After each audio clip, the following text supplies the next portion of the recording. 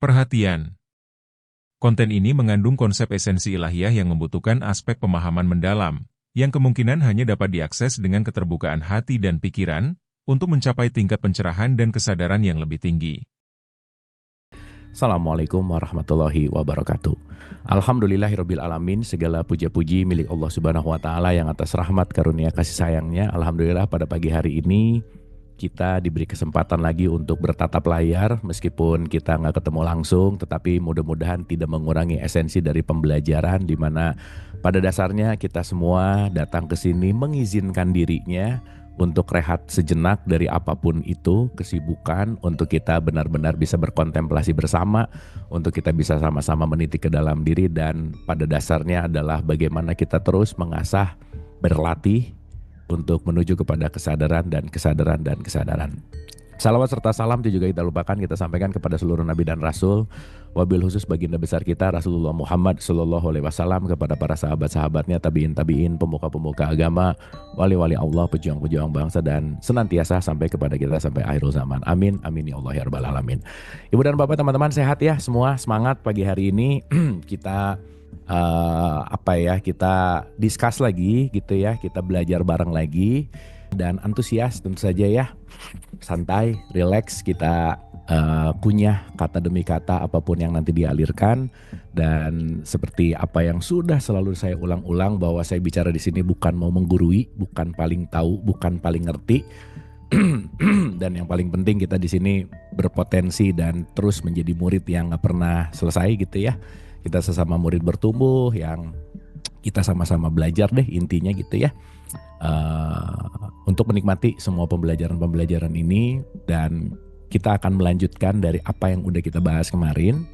Jadi hari ini kita akan lebih masuk kepada belajar untuk membaca kitab diri, atau pakai bahasa yang sering kita dengar adalah mengikro, di mana ikro kita baka di sini adalah kita tuh sebetulnya kitab-kitab, atau ada satu statement di mana kitab suci tertua yang langsung dituliskan oleh Tuhan gitu, oleh Allah gitu, adalah dirimu gitu.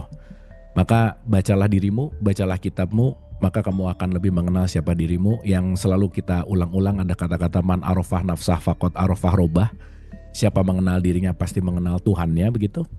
Yang artinya lebih dalam bahwa kamu akan menyadari bahwa ketika dirimu tiada, kalau kamu ternyata adalah hanya sebagai sebuah refleksi, hologram dalam tanda petik, kamu akan menyadari semua hanyalah dia gitu intinya. Nah, dalam perspektif tasawuf misalnya, peniadaan diri gitu ya, bagaimana kita menyadari bahwa essential self itu yang mana sih gitu, atau diri sejati itu seperti apa, dan kita adalah kesejatian yang banyak terbungkus oleh bungkusan-bungkusan yang penting untuk kita kupas kayak bawang gitu.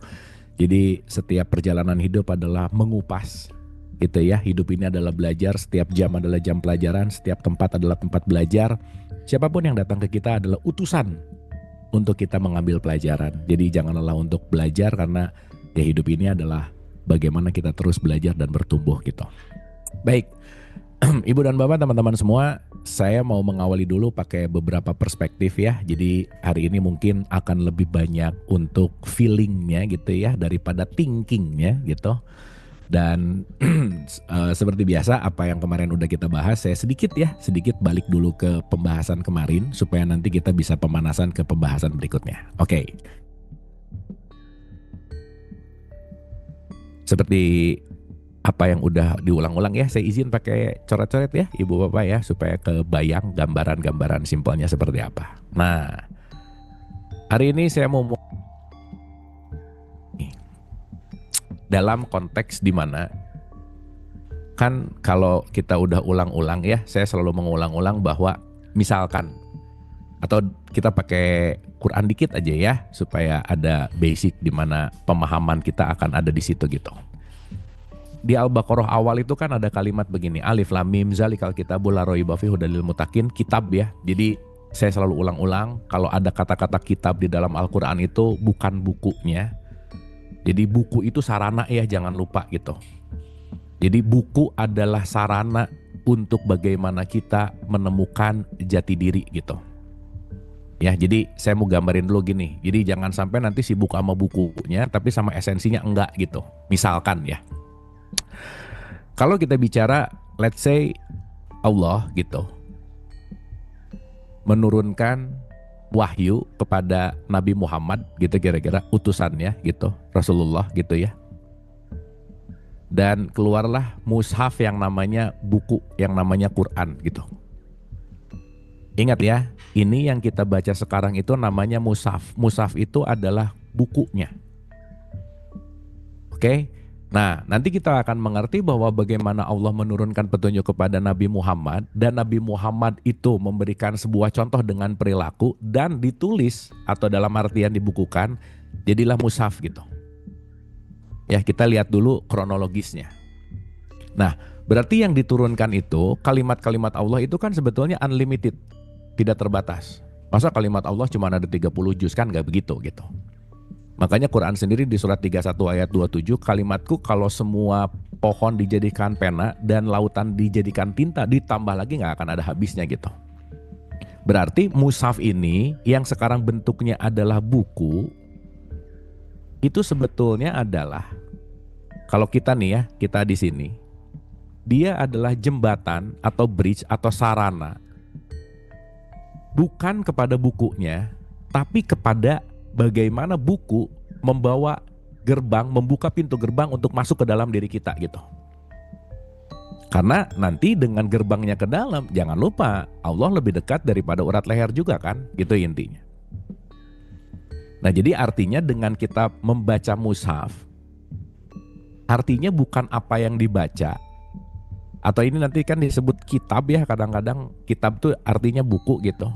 Tetapi poin utamanya adalah apa yang ada di dalam mushaf itu yang bisa membuat kamu masuk ke dalam dirimu, supaya kamu menyadari bahwa apa yang kamu cari itu selalu ada di dalam gitu intinya. Jelas ya? Makanya ada Quran yang bentuknya buku, ada Quran sejati gitu. Makanya bal huwa ayatum bayyinah fi sudur, Quran sejati itu di dalam hatimu gitu. Jadi bahasa gampangnya, dengan membuka mushaf, membuka hati. Dengan membuka hati, terkoneksi gitu. Nah, ini nanti bahasanya adalah terkoneksi gitu. Jadi ya maaf ya teman-teman ibu bapak, kalau rajin baca kitab suci tapi hatinya nggak kebuka, berarti dia membaca huruf. Berarti dia membaca kalimat, bahkan hanya membunyikan huruf dan membunyikan kalimatnya, tetapi koneksinya jadi nggak dapat gitu. Makanya hadza basairu linnas, Quran ini pedoman buat siapa? Manusia loh. Levelnya pada manusia gitu. Jadi bahasa gampangnya, siapapun yang ingin mendapatkan petunjuk langsung dari Tuhan, cukuplah jadi manusia. Jadi kalau sekarang kita pengen sama-sama dapat petunjuk, jadilah manusia saat ini. Di mana level kemanusiaan itu nanti kata kuncinya adalah kemuliaan gitu. Ya, kita udah bahas bedanya orang dan manusia gitu ya kira-kira. Oke ya, kita pemanasan dulu sedikit ya teman-teman ibu dan bapak ya. Supaya nanti hari ini kita akan banyak reflection gitu. Nah, saya ulang sekali lagi, kalau bicara dalam konteks yang namanya kitab, kitab itu bisa berbentuk buku, iya nggak salah. Tetapi esensi kitab itu apa? Hikmah sebetulnya.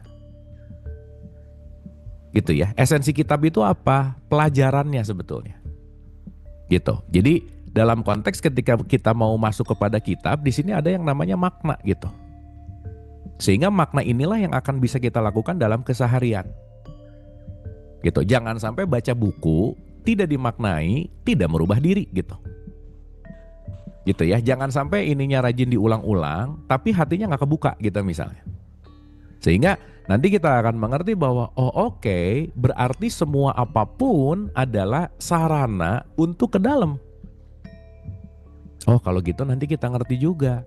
Siapapun orang-orang yang datang ke kita nih, apapun kejadian kita sebut event yang datang ke kita nih, semua yang di luar diri kita hanyalah sarana untuk masuk ke dalam diri kita untuk terkoneksi kepada Tuhan gitu. Maka waktu kita bahas segitiga sama sisi, kalau Allah di sini, kita di sini, dunia luar di sini, dunia luar hanyalah menjadi jembatan untuk kita terkoneksi ke sana, ke atas.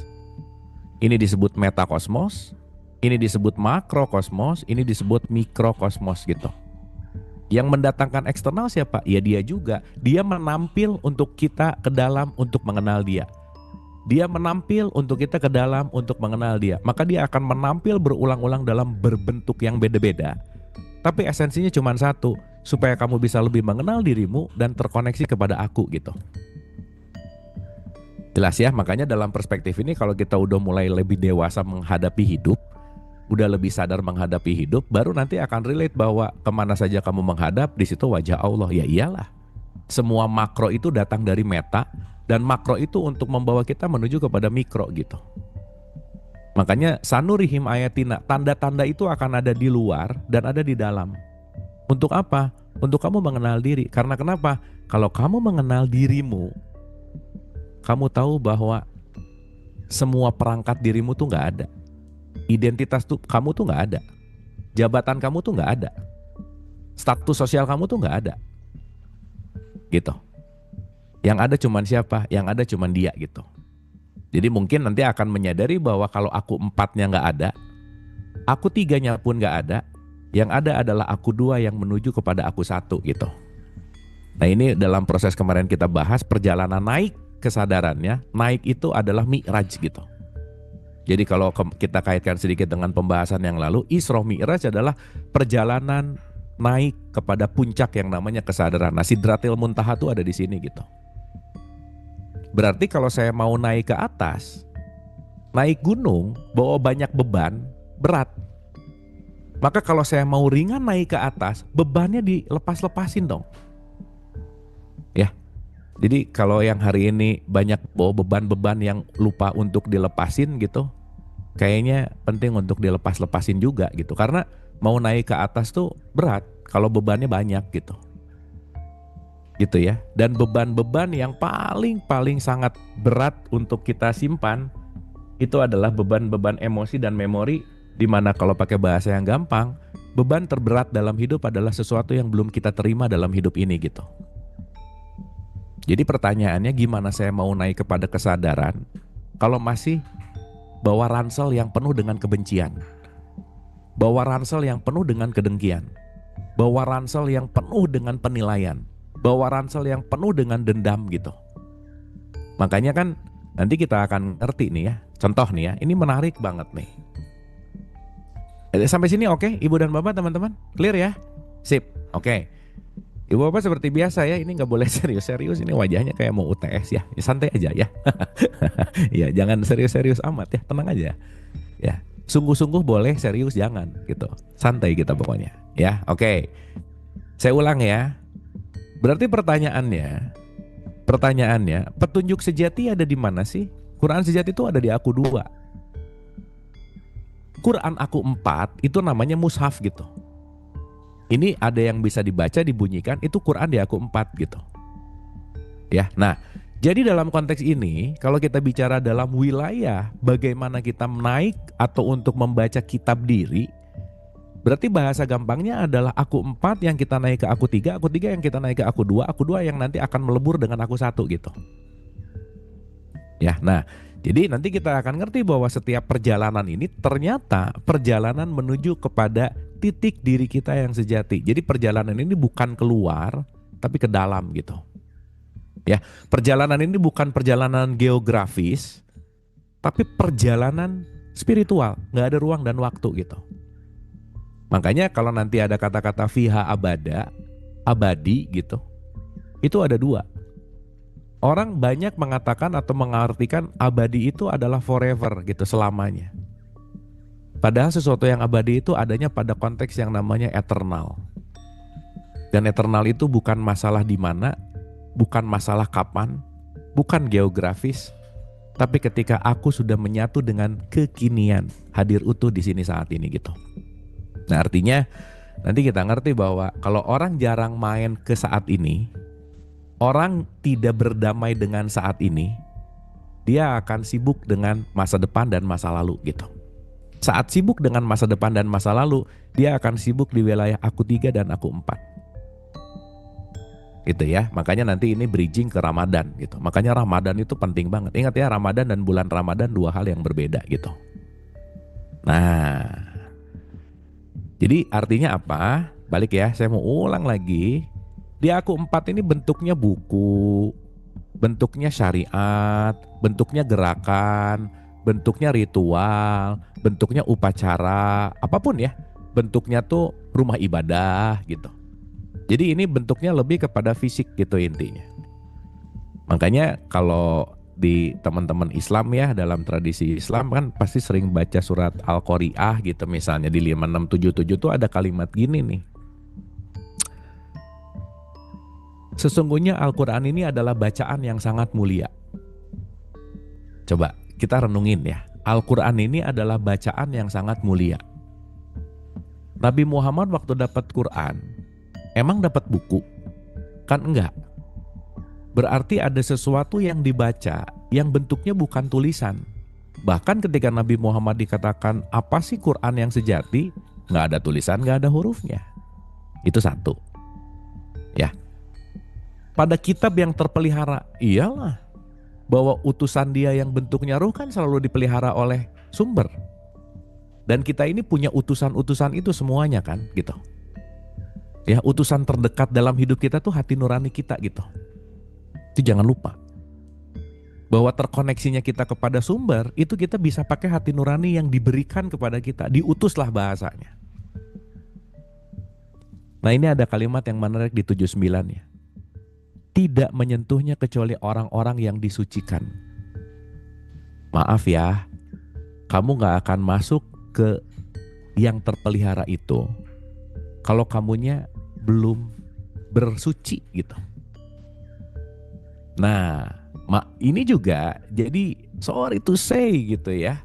Sehingga dalam wilayah fikih kalau mau pegang Quran ya wudhu dulu gitu misalnya. Ya benar, gak salah sih gitu. Benar. Tapi pertanyaannya, kalau kita mau wudhu dan baca Quran yang di Aku 4, kita dapatnya tulisan. Tapi kalau mau terhubung kepada Quran sejati yang ada di Aku 2, yang disucikan apanya? Aku 3-nya. Di mana Aku 3 ini adalah jiwa gitu. Makanya maaf ya teman-teman ibu bapak, maaf banget nih.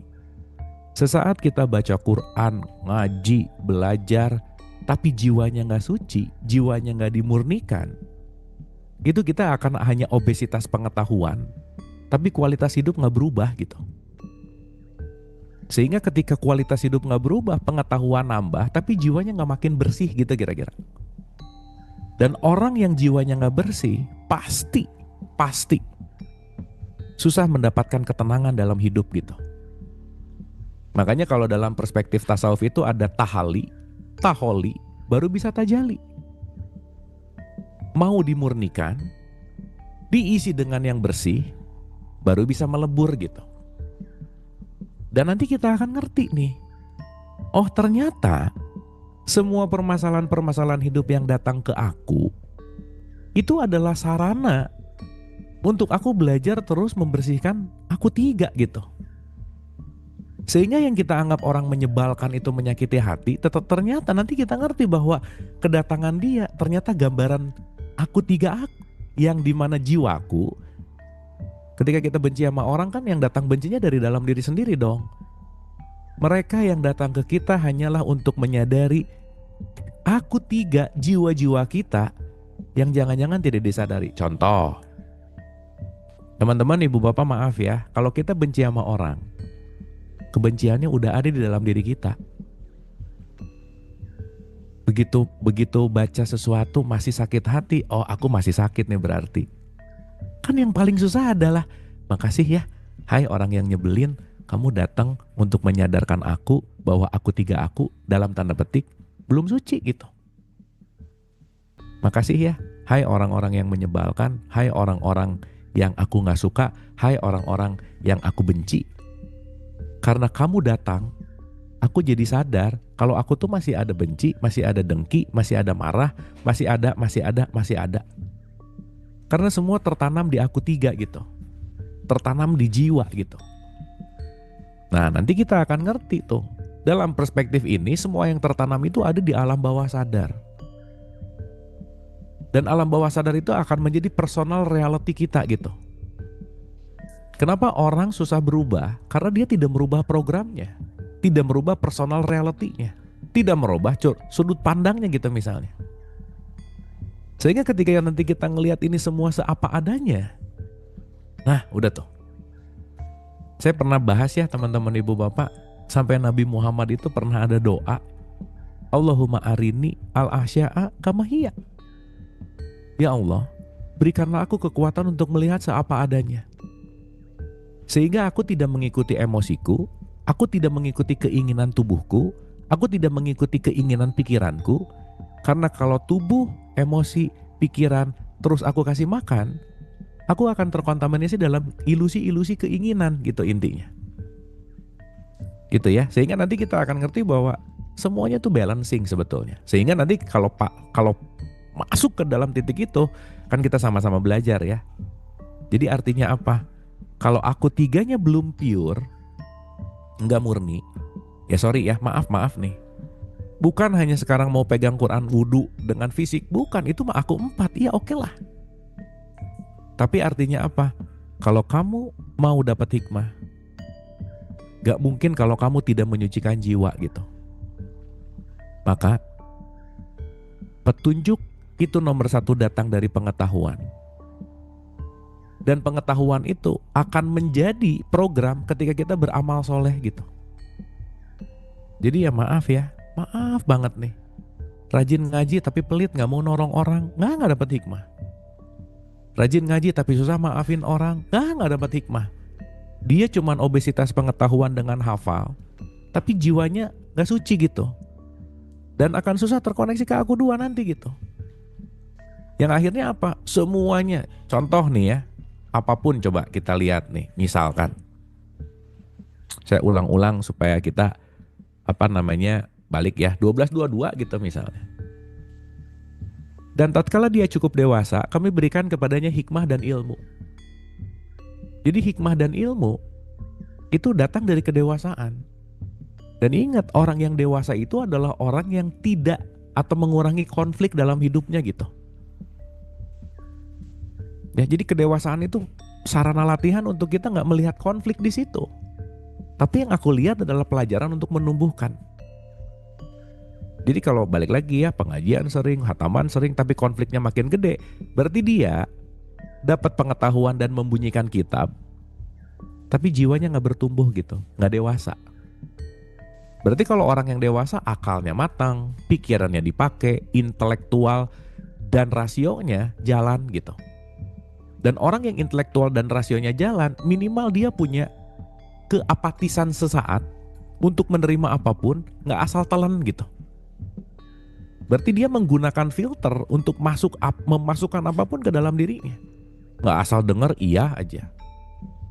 Makanya kan kita bersahabat ya teman-teman ibu bapak. Saya selalu mengulang-ulang juga, waspadalah terhadap apa yang saya ucapkan dan gak usah percaya dengan apa yang saya bicarakan. Karena kenapa? Ini cuman berbagi. Tapi ketika kita sama-sama merenungkan dan masuk kepada ranah yang namanya akal dan pikiran, nah disitulah kita akan menambah ilmu gitu. Nah makanya tatkala dia cukup dewasa, kami berikan kepadanya hikmah dan ilmu. Hikmah itu wisdom, ilmu itu pengetahuan. Pengetahuan tanpa kebijaksanaan, korupsi. Pengetahuan tanpa kebijaksanaan merugikan orang gitu. Tapi ini semua apa sih? Demikianlah kami memberi balasan kepada orang-orang yang berbuat baik. Muhsinin. Jadi balik lagi ya, pengetahuan tanpa amal soleh, nothing sih. Banyak tahu tapi tidak banyak bermanfaat, nggak jadi hikmah juga gitu.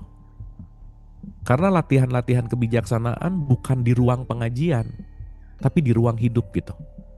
Dalam bagaimana kita memaklumi orang, dalam bagaimana kita memaafkan orang, dalam bagaimana kita menerima perbedaan. Sehingga ya balik gitu. Boleh jadi otaknya penuh, tapi hatinya kotor gitu. Aku 4-nya penuh, tapi concern si jiwanya gak bersih. Makanya yang bisa menyentuh kitab itu, yang bisa menyentuh super knowledge itu, yang bisa menyentuh Quran adalah jiwa-jiwa yang sudah dimurnikan suci gitu. Bukan masalah wudhu gitu ya, bukan masalah wudhu aku 4, bukan. Tapi wudhu di aku 3 gitu. Mandi membersihkan tubuh, tapi wudhu membersihkan jiwa gitu. Sehingga ketika jiwanya semakin bersih, artinya apa? Jiwa yang sudah dilepaskan dari ransel-ransel yang isinya banyak dari kebencian, dengki, iri, dan seterusnya gitu. Nah jadi teman-teman, ibu dan bapak, kalau mau naik ke gunung kesadaran, naik ke gunung Sidratil Muntaha, lepaskan ransel-ransel yang memberatkan kamu untuk masuk kepada kesadaran. Karena kalau ransel-ransel yang isinya adalah kebencian, kedengkian, iri, judgment, ya sorry sih. Justru malah bebannya banyak, naiknya jadi capek gitu. Gitu intinya. Sip ya, jadi kita review ini dulu sedikit gitu. Ya, saya ulang sekali lagi, zalikal kitab, pengetahuan itu tidak akan ragu lagi ketika kamu masuk ke level yang namanya takwa gitu. Dimana orang yang takwa, yu'minuna bil goib, dia yang beriman kepada sesuatu yang goib, mendirikan sholat dan menafkahkan. Nah kita akan bahas itu gitu. Ya sehingga nanti kita ngerti, oh ternyata jangan-jangan selama ini yang aku lakukan itu semuanya pure di aku 4 gitu. Ngaji di aku 4, sholat di aku 4, puasa di aku 4, umroh di aku 4, haji di aku 4, gelarnya doang gitu yang haji. Kan nama bisa dikasih gelar haji, tapi jiwanya gak pure, jiwanya penuh dengan kotoran, gak mabrur gitu. Ya, jadi jangan-jangan kita sibuk di aku 4 nih. Dan gak apa-apa, setiap orang pasti punya perjalanannya gitu. Kalau masih betah di aku 4, gak apa-apa juga. Ya, kan kata dasarnya gak usah rese sama jalan orang. Karena ada orang-orang yang udah di aku 3. Ada orang-orang yang udah di aku 2. Bahkan ada orang-orang yang selalu ada di aku 1 misalnya. Kan ini semua perbedaan gitu. Yang bahaya, kita ngukur orang di aku 2 menggunakan perspektif aku 4 gitu. Nah, debat akhirnya. Salah. Gak bisa gitu. Tapi ya balik ya teman-teman ibu dan bapak, jangan lupa tentang pendulum efek sih. Nih pendulum efek begini gitu. Kalau kesininya positif dan kesininya negatif akan selaras gitu. Dia akan datang ke sini, datang ke sini. Sampai akhirnya nanti goyangan-goyangannya tuh gak terlalu tinggi gitu. Nah kalau gelombang atau goyangan yang gak terlalu tinggi, dia akan ada di netral gitu intinya. Makanya ya maaf ya, ini sih kita ngomongin fakta aja. Orang yang dulunya nakal banget biasanya loncat ke religiusitas banget gitu. Udah tuh ke ekstrim kanan, loncat ke ekstrim kiri gitu. Gitu ya, tapi gak apa-apa. Itu nanti akan pendulumnya nanti lama-lama ke tengah gitu. Intinya maaf ya. Orang yang tahu dikit biasanya galak gitu. Kenapa? Karena dia ngerasa begitu pengetahuan yang sangat sedikit, dia ngerasa udah paling tahu. Kenapa? Karena dia ekstrimnya berubah banget gitu. Makanya kan di awal-awal di sini tuh ya menarik gitu ya. Ketika kita bicara dalam konteks ya balik lagi, semuanya adalah berjalan sesuai dengan kurikulumnya masing-masing, sesuai dengan jatuh temponya masing-masing. Nah disitulah kita penting yang namanya hikmah gitu. Hikmah untuk mengerti setiap gelombang jiwa setiap orang gak akan ada yang sama gitu. Gitu ya. Jadi ke kanan, ke kiri, ke kanan, ke kiri, dan that's fine gitu. Ya, nah artinya kita akan mulai membahas itu. Kesucian bukan di aku 4 tetapi di aku 3. Gitu ya. Dan ketika di aku 3 ini ngomonginnya jiwa, gak bisa lepas dari pikiran, perasaan, dan emosi gitu. Nah jadi sekali lagi teman-teman ibu dan bapak, ketika kita bicara beruntunglah orang yang menyucikan aku 3, karena dia akan terkoneksi dengan aku 2 gitu. Karena kalau udah terkoneksi ke aku 2, dia gak akan ragu lagi. Ya, orang yang ragu itu adalah orang yang kecanduan mencari validasi dari orang lain.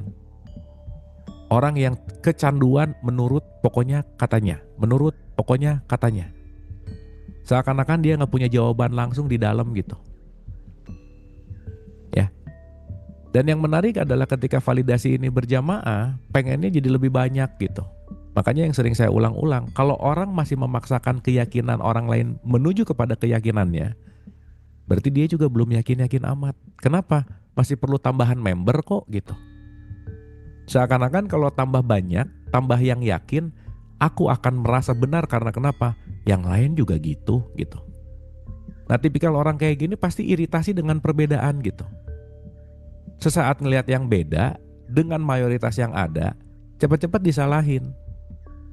Makanya bisa ngomong, oh ini paham baru, padahal dianya juga baru paham gitu misalnya. Sehingga nanti kita akan ngerti bahwa semua, kalau boleh saya pakai gambar gede nih ya, ini ada titik, di bawahnya perlu pakai koma gitu. Sesaat titik, komain lagi, sesaat titik, komain lagi, sesaat titik, komain lagi gitu. Karena hidup itu selalu dinamis dan membaru gitu intinya. Oke ya teman-teman, ibu dan bapak ya. Nah, sekarang kita masuk dulu nih. Saya pengen selalu mengulang-ulang tentang kata-kata. Jadi gini, saya ulang sekali lagi ya. Oke lagi nih. Kita belajar balik ke basic ya, ke Al-Baqarah awal-awal aja dulu. Supaya nanti pas puasa nyampe pas 183 gitu. Di Ramadan kan ya ayyuhalladzina amanu kutiba alaikumusiyam, itu kan menarik ya, nanti kita akan ngerti. Kenapa puasa diawali dengan kata-kata hai orang yang beriman. Bukan hai manusia, bukan hai orang yang KTP-nya Islam gitu. Ingat ya, puasa itu untuk yang beriman. Gitu. Ya, itu menarik. Karena kalau yang iman atau yang Islamnya itu cuman aku empatnya, ya dia Islam secara identitas kan. Makanya banyak dari umatku yang puasa, dia dapat haus dan lapar. Nah, gitu. Jadi alih-alih kalau cuman ngomongin aku empat, besok di bulan Ramadan itu cuman pesta kuliner berbaru tarekat aja sih gitu. Sibuk bukber lah, sibuk sahur apalah, makan apalah gitu kira-kira. Bagus juga, nggak apa-apa juga, bagus sih gitu. Tetapi sesaat kita memahami concernnya tidak hanya di aku empat, disitulah nanti ada kata-kata hai orang yang beriman gitu. Konteksnya adalah pada keimananmu gitu ya. Nah, sekarang gini, teman-teman, ibu dan bapak. Alif lam mim, zalikal kitab la raiba fihi hudalil muttaqin. Tidak ada keraguan untuk yang takwa. Jadi kalau orang takwa tuh nggak ragu. Jadi tidak ragu itu datang dari mana? Ya bukan datang dari validasi sebetulnya. Datangnya nanti dari aku dua, nanti kita ngerti. Siapa yang nggak ragu? Yang beriman kepada yang goib.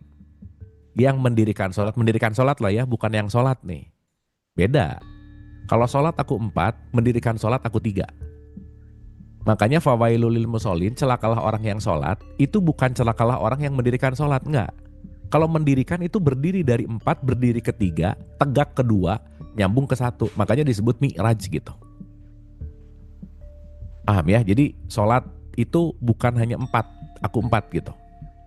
Dan menafkahkan sebagian rezeki yang kami anugerahkan kepada mereka. Berarti ada sistem pengaliran di situ. Makanya kalau kita tidak menjadi distribution channel kasih sayangnya Tuhan, wajar kalau orang miskin makin miskin karena nggak ada sistem terima kasih dan perputaran gitu intinya. Bahwa kita ini semuanya berputar kan gitu intinya. Nah, kita akan bahas ini. Yang empatnya adalah beriman kepada kitab yang diturunkan, dan kitab yang diturunkan sebelum kamu dari semua pengalaman-pengalaman. Ya makanya jangan iritasi juga karena judul buku gitu. Karena judul kitabnya gitu. Nah nanti fanatisme terhadap judul lupa pada esensi sama konteksnya. Saya pernah mengutip satu statement quotes gitu ya, bahwa tidak ada sesuatu yang baru di bawah matahari, dan setiap hari memiliki kesedihannya masing-masing, dan jangan sibuk dengan kesedihan masa depan. Wah, orang yang dengarnya tuh langsung bener. Terus nanya, itu sumbernya dari mana? Saya bilang, saya ngambil dari Alkitab. Oh, Alkitab itu ternyata, wah langsung tuh. Begitu dengar mereknya, begitu dengar Injil, begitu dengar Bible, langsung iritasinya tinggi gitu. Akhirnya mentah esensi isinya karena sibuk sama merek gitu misalnya.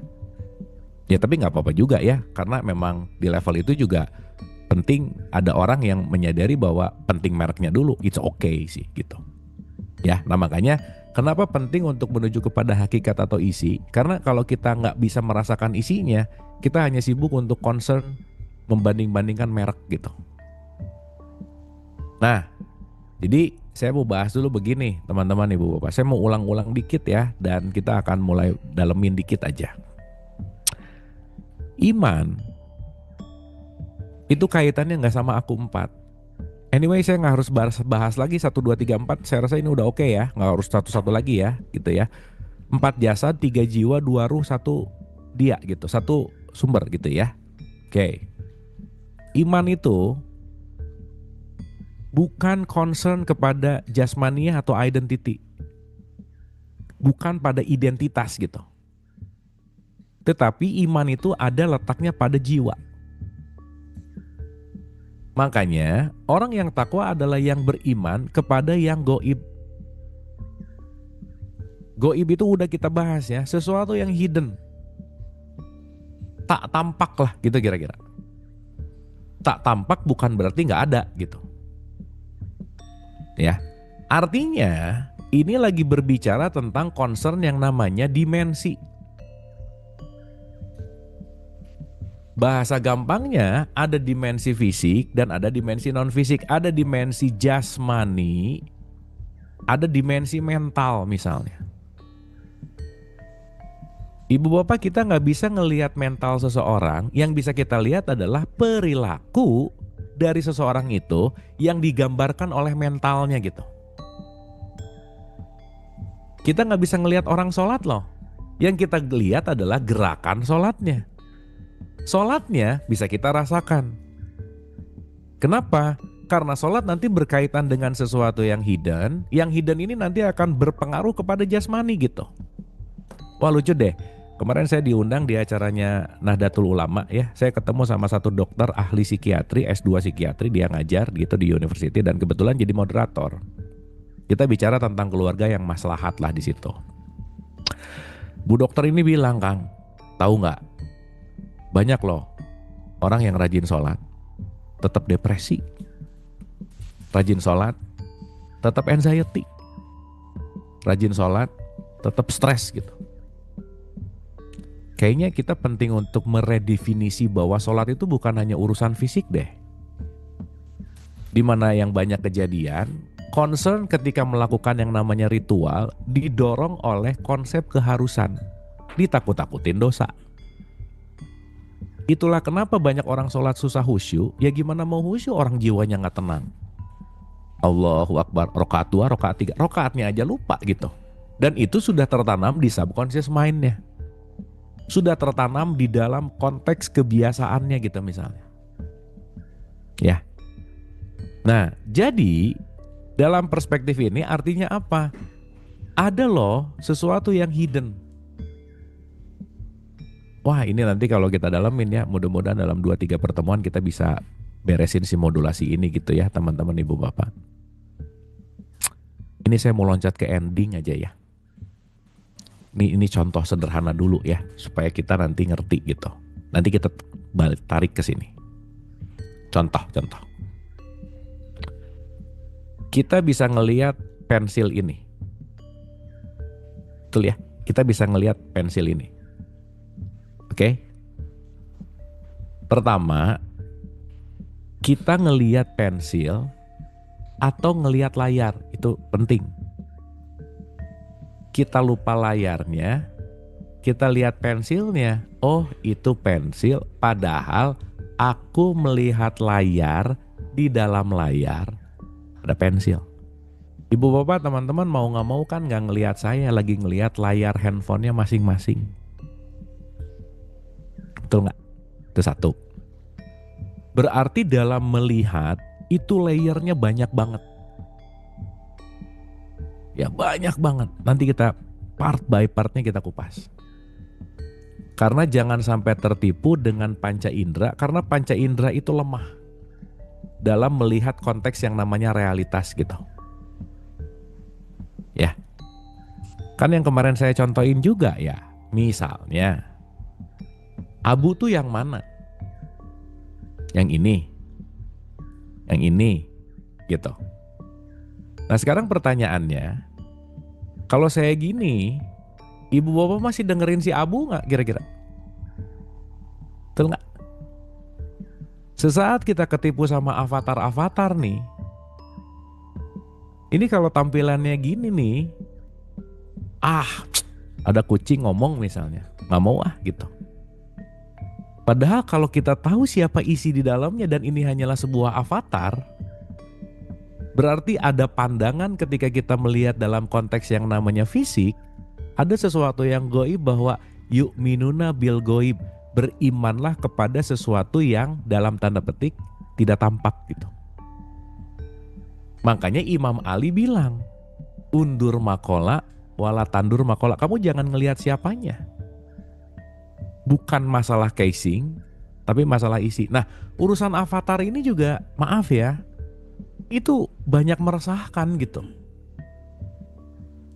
Karena akhirnya kita jadi memiliki penilaian yang subjektif. Padahal boleh jadi yang diucapkan dan yang disampaikan dan yang dititipkan itu bermanfaat banget buat kita gitu. Ya, udah cukup ya, pusing. Ya udah. Nah balik lagi nih, coba ibu bapak, dalam dunia maya gampang banget merubah avatar gitu. Jadi kalau kita tertipu dengan sesuatu yang gampang berubah, pasti lelah aja. Karena kenapa? Menggapai, mencapai, meraih, menggapai, mencapai, meraih. Dan maaf banget, banyak orang yang gak mau ngaku kalau jiwanya lagi lelah gitu. Pretending untuk oke, mencari kesana kesini untuk merasa dia dalam tanda petik oke. Dan akhirnya apa? Mencari validasi gitu. Sampai mentok, sampai untuk benar-benar, sampai harus dipaksa oleh penyakit, dipaksa oleh semuanya yang datang, hanya untuk bilang bahwa kayaknya aku ada sesuatu deh, kayaknya I'm not okay gitu. Gitu ya, karena terlalu terlatih banget untuk menutupi sesuatu yang gak sebenarnya gitu. Terlalu terlatih banget untuk menutupi sesuatu yang seapa adanya gitu. Gitu ya. Dan ya balik ya, di dalam beberapa diskusi kemarin tuh banyak sekali yang sekarang tuh beneran kesepian lah gitu kira-kira. Feeling lonely gitu. Ya kenapa? Karena si aku tiganya tuh gini terus. Sampai tadi ada yang menarik ibu bapak di diskusi saya di rest area. Ada statement, saya harus pindah agama apa ya gitu. Ini gak bikin saya lebih baik kok gitu. Itu menarik tuh. Dan ingat ya, agama tidak ada yang bermasalah. Yang bermasalah tuh pemeluknya gitu. Agama tuh selalu suci. Tapi pemeluknya yang quote and quote, kita penting untuk menyadari bahwa bukan agamanya gitu. Semua kembali kepada dirinya gitu kira-kira. Ya, nah, dapat ya. Jadi semua apapun yang kita lihat, hati-hati. Karena nanti layernya banyak banget. Ini cepat aja ya. Kita bisa ngelihat karena ada cahaya. Tanpa cahaya kita nggak bisa lihat. Yang sebenarnya kita lihat adalah cahayanya. Tapi ketika cahaya dibatasi oleh materi, maka tertampaklah sesuatu gitu. Dan ketika tampak, kita memaknainya ini sebagai sebuah konsep, namanya pensil gitu. Ya, jadi layer kita untuk menyimpulkan tuh panjang. Makanya jangan cepat menyimpulkan. Ya, belajar untuk koma gitu. Karena sesaat cepat menyimpulkan, susah bertumbuh aja. Maka orang yang sering curiga sama orang, menyalahkan orang, kan gini ya ibu bapak, ini menarik banget. Jadi ingat ke satu ayat satu ini nih, ini menarik banget nih. Di 49 ayat 10 gitu misalnya. Orang-orang beriman itu sesungguhnya bersaudara. Ya jelas ya, Quran loh yang ngomong. Berarti kalau yang gak bersaudara, mau ngaku-ngaku religius, berarti belum beriman dong. Masih mengkotak-kotakan, karena keimanan tidak terletak pada identitasmu gitu. Ya balik lagi sih, saya sering bilang bahwa mungkin orang cuma memeluk agama tapi tidak melebur dengan agamanya gitu. Dipeluk mulu masalahnya, gak menyatu gitu. gak bersetubuh dalam tanda petik. Orang-orang yang beriman itu sesungguhnya bersaudara. Sebab itu damaikanlah antara kedua saudaramu dan takutlah terhadap Allah supaya kamu mendapat rahmat. Jadi indikator parameter orang yang beriman pasti pengen mencari islah, pengen mencari kedamaian, perdamaian. Nggak betah dalam keributan gitu, nggak betah dalam pertentangan, nggak betah dalam pertengkaran gitu. Jadi kalau betah ribut, nah ya tahulah gitu, sadari gitu. Makanya iman tuh seakar kata dengan aman, dan itu konteksnya pada jiwa, pada aku tiga gitu. Jiwa yang safe and secure, jiwa yang tenang dan damai gitu. Itulah keimanan. Ya. Nah, ayat berikutnya menarik lagi nih. Hai orang-orang yang beriman, diulang lagi. Hai orang-orang jiwa yang jiwanya safe and secure, janganlah sekumpulan orang laki-laki merendahkan kumpulan yang lain. Boleh jadi yang ditertawakan itu lebih baik dari mereka. Dan jangan pula sekumpulan perempuan merendahkan kumpulan lainnya. Boleh jadi yang direndahkan itu lebih baik. Karena ini sosial media impact banget nih, saling julid ya. Dan janganlah kamu suka mencela dirimu sendiri, janganlah memanggil dengan gelaran yang mengandung ejekan. Profil picture-nya religius banget, statusnya ayat-ayat Quran, tapi kalau komen kebun binatang gitu misalnya, unik ya gitu. Tuh menarik gitu. Ya nggak tahu, mungkin waktu hatamannya ayat ini nggak kebaca, nggak tahu juga sih gitu. Misalnya gitu. Nah artinya apa? Ketika kita bicara dalam konteks ini, berarti wajar gitu ketika Al-Baqarah awal-awal tuh bilang yu'minuna bil ghaib gitu. Dalam artian bahwa kalau kamu mau masuk kepada yang namanya takwa, kuncinya cuma satu. Belajarlah untuk tenang jiwanya gitu. Dan teman-teman ibu bapak, voltase penenangan jiwa yang paling the best itu menolong orang lain. Dah. Makanya hikmah didapatkan kepada orang-orang yang berbuat kebaikan. Hikmah didapatkan kepada orang-orang yang nggak ada loh hikmah diberikan kepada orang yang rajin tahajud. Nggak ada. Kenapa? Ibadahnya personal, nggak sosial gitu. Karena ketika kita saling bertemu jiwa dalam fisik yang berbeda untuk saling membagi kasih sayang dan welas asih, itu dua-duanya termurnikan loh. Dua-duanya saling ngecharge gitu. Dua-duanya saling membersihkan. Jadi teman-teman ibu bapak, sadarilah bahwa siapapun yang datang ke kita, sebetulnya kesempatan kita untuk update si jiwa sih sebenarnya. Ya semua kembali kepada kesanggupan loh ya, balik lagi. Rasio juga harus dipakai kan, gitu intinya. Nah, berarti pertanyaannya, dalam konteks ini bahwa satu nih ya, kita ngerti dulu bahwa ketika aku mau menuju kepada sesuatu yang gaib, di mana itu adalah aku tigaku, di mana itu adalah jiwa gitu. Kan jiwa nggak di luar dong, tapi di dalam.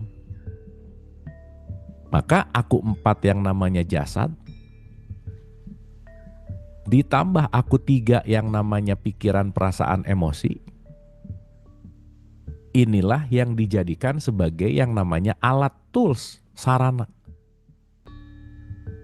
untuk digunakan oleh diriku yang sejati yang namanya aku dua gitu. Ya ini kita sebut aku aja. Maka ketika aku sudah bisa memberikan jarak kepada pikiran, perasaan, emosi dan tubuhku, karena keinginan tubuh akan ada secara biologis. Keinginan jiwa akan ada secara keinginan gitu. Nih, makan minum bawaan tubuh fisik. Pengen ini itu bawaan si ego, pikiran, perasaan, emosi. Jadi kalau kita ngasih makan ini dua-duanya terus, ini jarang tampil nanti gitu, di penjara. Jadi bangun tidur tuh hanya untuk memuaskan tubuh, keinginan, tubuh, keinginan, tubuh, keinginan gitu. Biologis, psikologis gitu. Urusannya makan, minum, bertumbuh, makan, minum, keinginan gitu misalnya. Makanya kan Ramadan tuh urusan bahwa memisahkan antara aku 2, 3 dan 4 supaya sadar bahwa kamu tuh bukan aku 4, kamu tuh bukan aku 3, tapi kamu tuh aku 2 gitu loh. Ya kan sekarang hidup untuk makan atau makan untuk hidup? Memenuhi keinginan atau memenuhi kebutuhan? Itu kan confused gitu. Terus ngomong hidupnya banyak masalah. Enggak, masalah itu cuma satu. Keinginan nggak kejadian, udah gitu aja. Berarti kan problemnya ada di sini dong. Dan yang paling gampang adalah nyalahin faktor-faktor eksternal, nyalahin faktor-faktor di luar sebagai kitanya jadi victim gitu kira-kira. Jelas ya teman-teman ibu dan bapak ya. Ini pengulangan tapi mudah-mudahan pendalaman yang bisa lebih dipahami dalam konteks keseharian gitu. Supaya nanti kita lebih menyadari lagi bahwa segala bentuk kepedihan, apapun deh, kesulitan apa, semua terjadi hanya dalam konteks ilusi pikiran aja sih sebenarnya. Di mana kita tidak punya skill untuk menerima realitas. Udah itu aja intinya. Sip ya.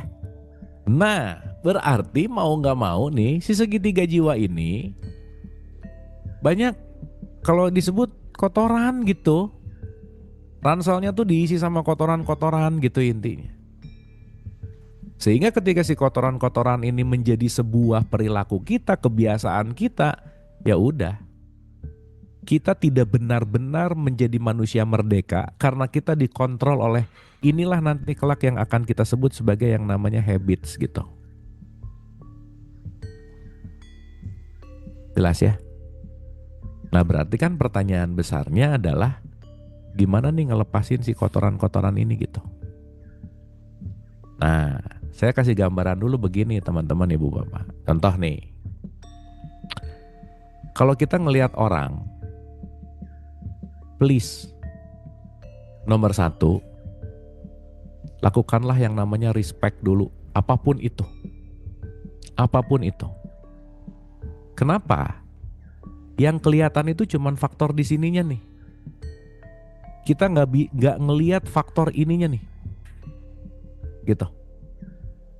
Makanya kenapa hal yang paling terpenting untuk kita bisa melatih jiwa kita agar lebih baik, jangan cepat melakukan yang namanya judgment. Jangan cepat menilai. Tar dulu. Artinya apa? Kalau kita bicara dalam konteks ini, segala bentuk apapun, teman-teman saya sering bilang gini ya, kita gak pernah tahu perjuangan di belakang seseorang untuk sampai ke depan muka kita. Dia mengalami apa, dia mengalami kepedihan apa, dia mengalami kesulitan apa, dia mengalami semuanya peperangan apa dalam hidupnya. Kita bisa ngejudge dalam satu scene, dalam satu detik bahwa kamu tuh nyebelin gitu misalnya. Kamu tuh gak baik gitu misalnya. Gitu. Dan ingat, judgment keluar itu menunjukkan dirimu. Kata-katamu gak pernah pinjam dari orang lain, itu adalah datang dari dalam dirimu. Jadi teman-teman ibu dan bapak, kalau orang ngomong apa, komen apa, nulis apa, bikin status apa, itu dirinya. Begitu penuh dengan kebencian, kedengkian, itu dirinya gitu.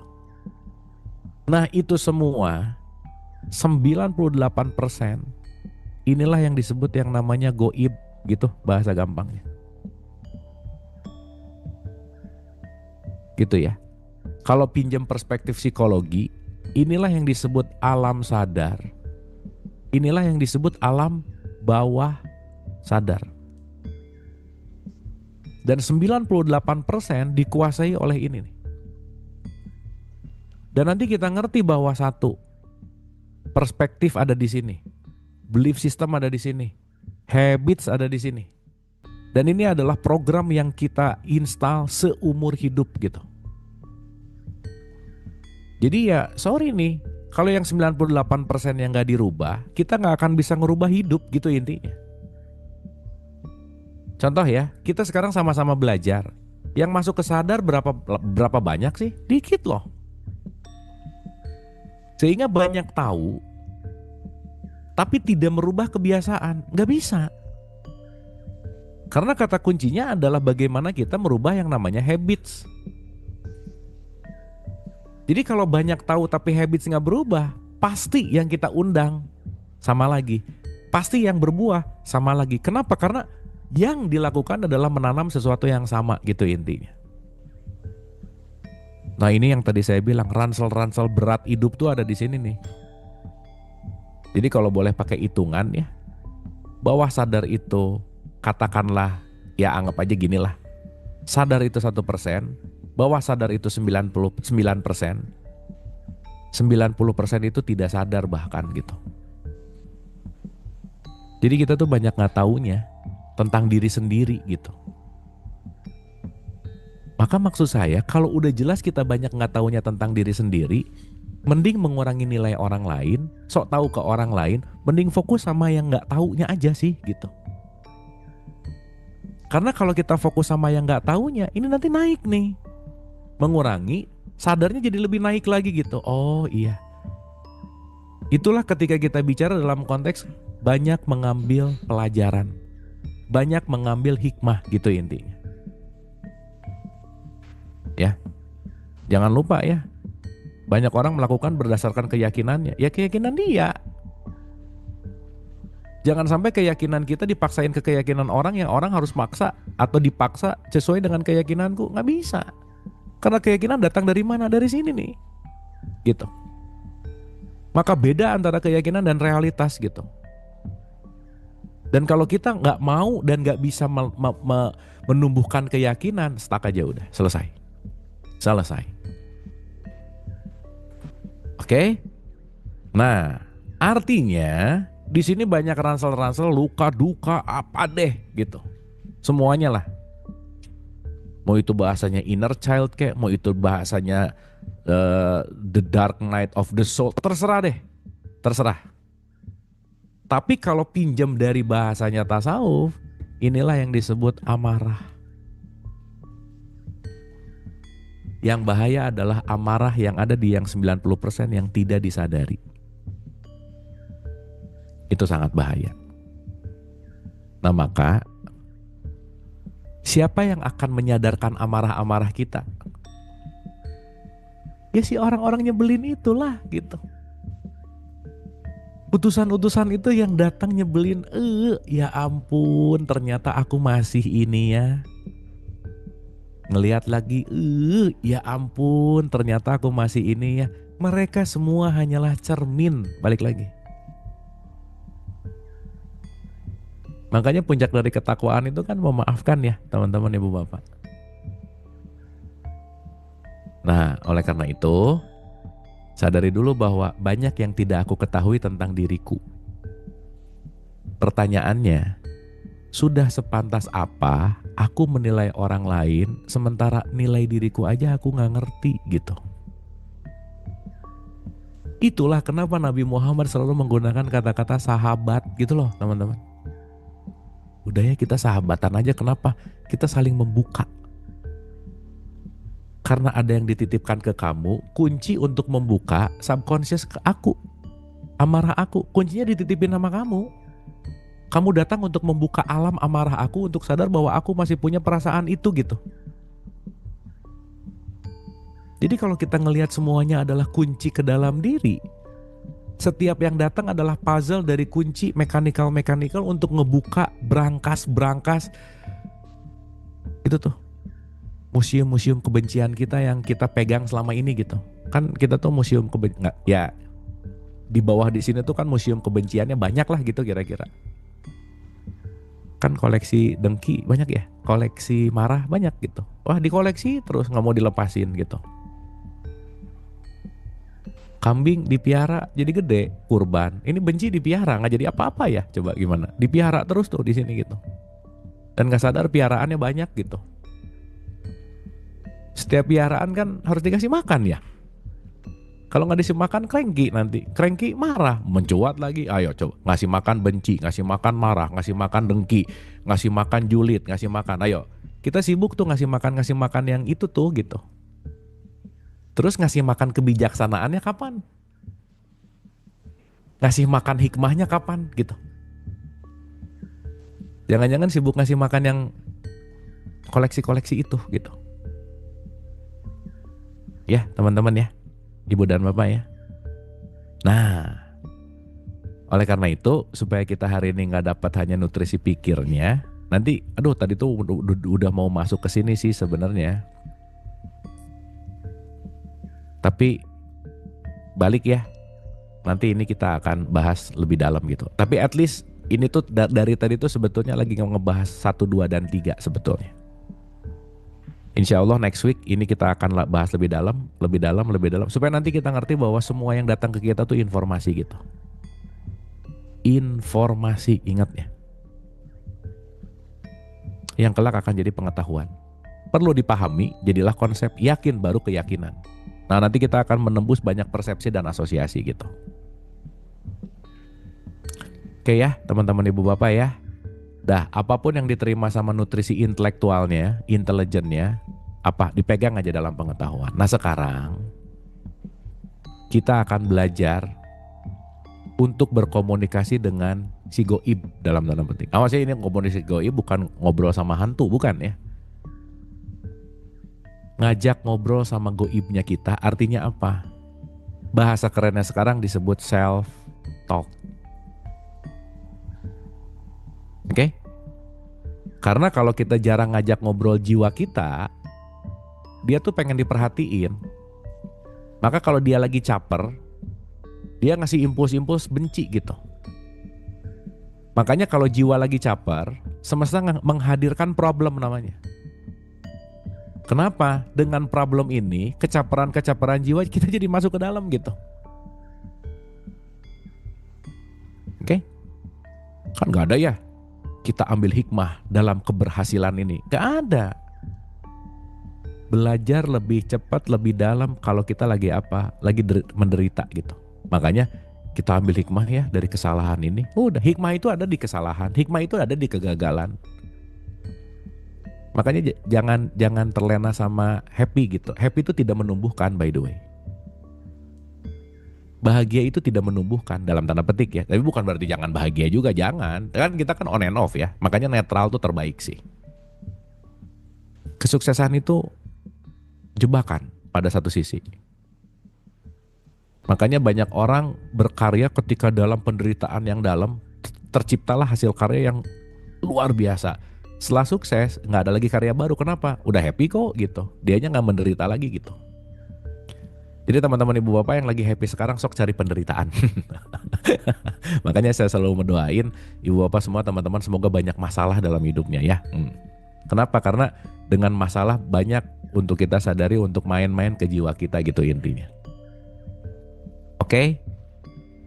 Nah, sekarang pertanyaannya adalah jiwa itu selalu kaitannya dengan pikiran, perasaan, dan emosi. Pikiran, perasaan, dan emosi selalu berkaitan dengan sense atau panca indera. Jadi penting banget untuk kita bisa membuat jiwa kita ini tidak bergejolak gitu. Makanya yang gunung tadi terrefleksi kalau danaunya tenang. Maka menenangkan pendengaran, menenangkan penglihatan, menenangkan pikiran, menenangkan perasaan, menenangkan emosi. Artinya apa? Jasad sangat memengaruhi dalam ketenangan jiwa. Kenapa? Kalau jasadnya sibuk, jiwanya pasti ikut sibuk. Pun gak semuanya sih, rata-rata begitu. Artinya apa? Jasad perlu diam, jiwa perlu hening. Jasad perlu tumakninah, jiwa perlu khusyuk. Diam dan hening baru yang disebut mi'raj gitu. Baru di situ akan masuk ke dalam quote and quote ya, petunjuk sejati gitu. Ya. Nah, sekarang kita akan praktek nih. Daripada pikiran terus yang bermain, experience itu lebih better.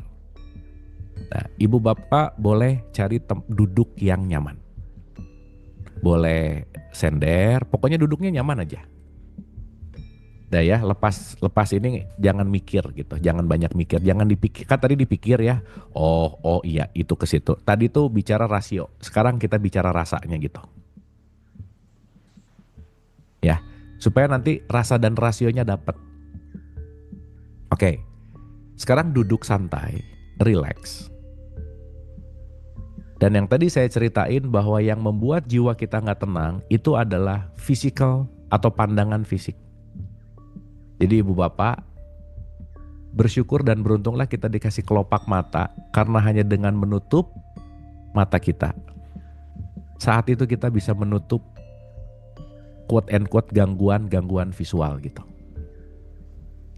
So, kita tenangkan penglihatan kita tenangkan pendengarannya. Silakan matanya dipejamkan, duduknya santai dan nyaman. Relax. Santai aja. Ya, nyaman dan relax. Nah, maaf ya. Kebanyakan orang diajak relax aja susah, Ibu Bapak. Saking gak mau diemnya gitu. Saking menggapai, mencapai, meraih, relax aja susah gitu. Coba relax, izinkan dirinya untuk gak ngapa-ngapain. Izinkan dirinya untuk tidak mengapa-ngapa, santai aja, relax aja.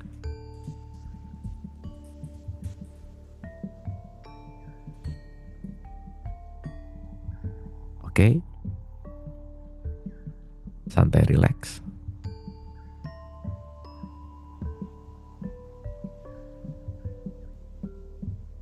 Dan kita juga membuat pendengarannya terfokus kepada satu titik. Ya. Dan silahkan hanya fokus ke suara ini. Santai dan relax.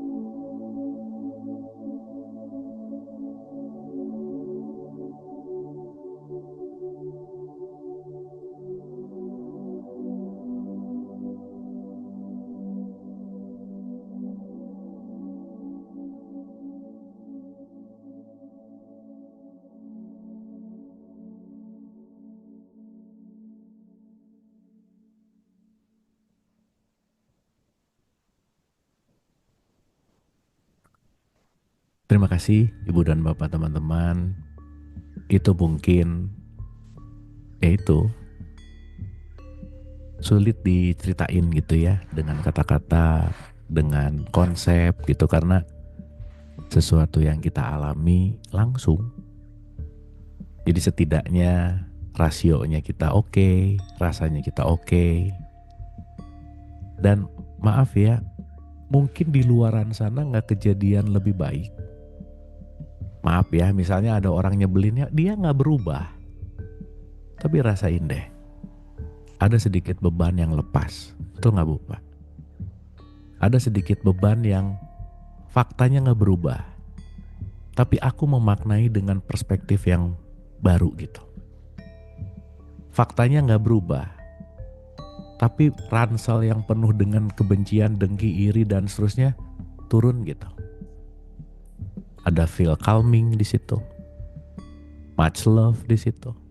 Compassion di situ. Dan yang menarik ini emang cepat lupa sih habis ini gitu. Nggak apa-apa. So that's why we need to repeat lagi gitu. Dan itulah kenapa yang selalu saya ulang-ulang, jiwa dalam tanda petik intuisi memang perlu untuk sering diasah sih. Gitu. Ya nothing to say ya teman-teman ibu bapak, kalau udah ini itulah yang disebut ikro kita baka gitu. Nanti kita akan ada tanda misalnya, oh kamu tuh belum beresin ini deh. Kamu tuh kayaknya masih ini deh. Yang banyak denial, yang udah I'm feel okay gitu. Tapi nanti dia ngasih tahu gitu bahwa kamu belum okay di situ. Nanti berantem, enggak kok aku udah okay gitu. Pretending okay, ya okay sih. Tapi berat gitu misalnya. Nah, itu kan siapa yang mau ngasih tahu coba? Kalau kita yang nggak nanya sama diri sendiri gitu. Maka jangan sampai lebih mengenal orang lain tapi asing sama dirinya gitu. Jangan sampai alienated soul gitu, teman-teman ibu dan bapak. Oke ya, ini dikunyah dulu pelajaran kita hari ini, dirasain lagi lebih dalam lagi, dan yang paling terpenting adalah dilatih untuk berulang-ulang. Supaya kita bisa terus menerus 4 ke 3, 3 ke 2, 4 ke 3, nanti 2 turun ke 3 ke 4, bolak-balik, dan that's okay. Karena ya hidup itu adalah variasi dari berbolak-balik itu kan. Gitu. So let's enjoy the life, celebrating life gitu. Karena setiap apapun yang datang adalah perayaan-perayaan pembaharuan dari kesadaran. Terima kasih Ibu dan Bapak, sehat selalu, keep happy, kita dalemin lagi insya Allah minggu depan. Hari ini gak boleh nanya ya, hari ini hanya boleh dirasain. Hari ini hanya boleh, karena pertanyaan yang datang tiba-tiba biasanya nanti jawabannya dapat gitu. Jadi insya Allah mudah-mudahan pagi hari ini, pagi menuju siang hari ini ada something yang kita bisa lalui bukan hanya dari rasio tapi juga dari rasa. Ya, ikro, kita baka, bacalah dirimu, bacalah kitabmu. Yuk jangan asing sama dirinya sendiri, jangan asing sama dirinya masing-masing. Hatur nuhun, mohon maaf lahir dan batin, semoga bermanfaat. Wabillahi taufiq wal hidayah. Assalamualaikum.